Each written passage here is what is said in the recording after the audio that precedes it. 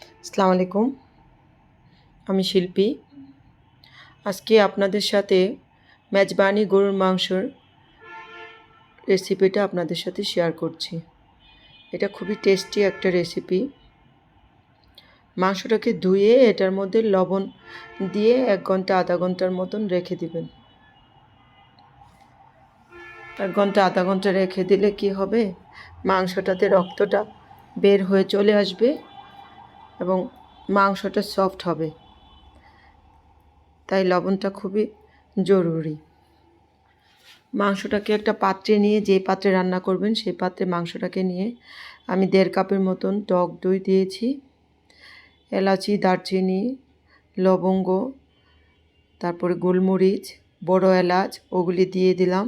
সাথে 4-5টা তেজপাতাও দিয়েছি।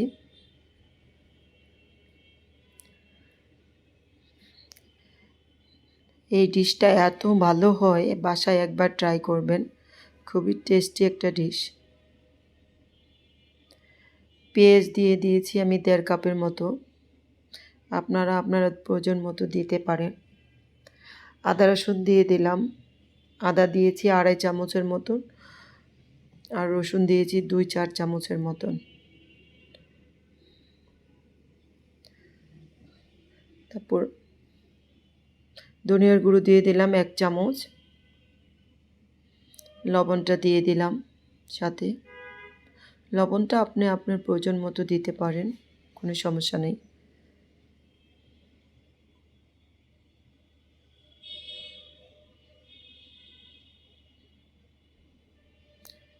হলুদের গুঁড়ো দিয়ে দিলাম 1 চামচের মতো। হলুদের গুঁড়োটা এখানে অল্পই দিন, কারণ এখানে কাশ্মীরি লঙ্কার গুঁড়ো, মরিচের গুঁড়োটা যাবে। জিরের গুঁড়ো দিয়ে দিলাম 1 চামচের মতো। মরিচের গুঁড়ো দিয়ে দিলাম, লাল মরিচের গুঁড়ো 2.5 চামচের মতন। আপনারা আপনাদের ঝালটা বুঝে তারপরে মরিচের গুঁড়োটা দিবেন। আপনাদের মরিচের গুঁড়োটা ঝাল কেমন ওটা বুঝে তারপরে দেবেন, তাহলে আপনার ঝালটা পারফেক্ট হবে।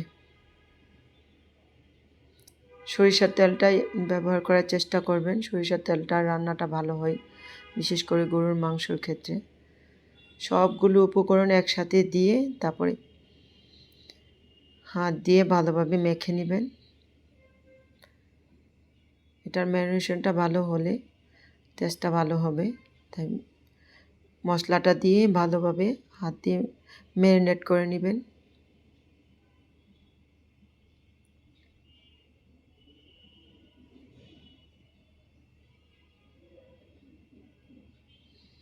ম্যারিনেট করা শেষ হলে তা আপনি চুলার আঁচটা বাড়িয়ে দেবেন, চুলাটা ধরে দিবেন।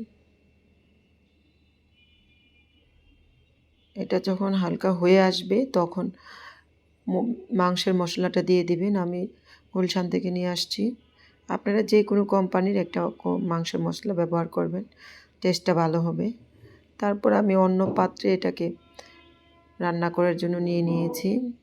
তেলটা দিয়ে দিলাম। তেলটা গরম হলে ওখানে পেঁয়াজটা দিয়ে দিব।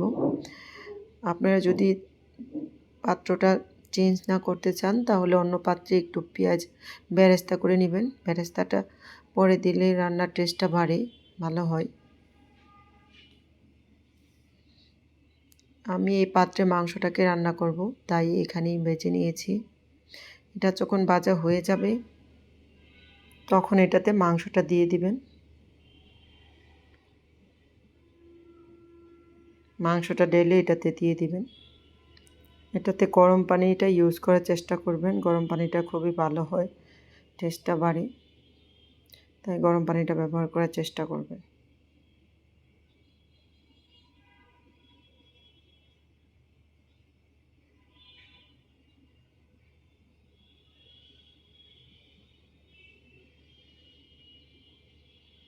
খুবই টেস্টি একটা ডিশ, বাসায় ট্রাই করবেন।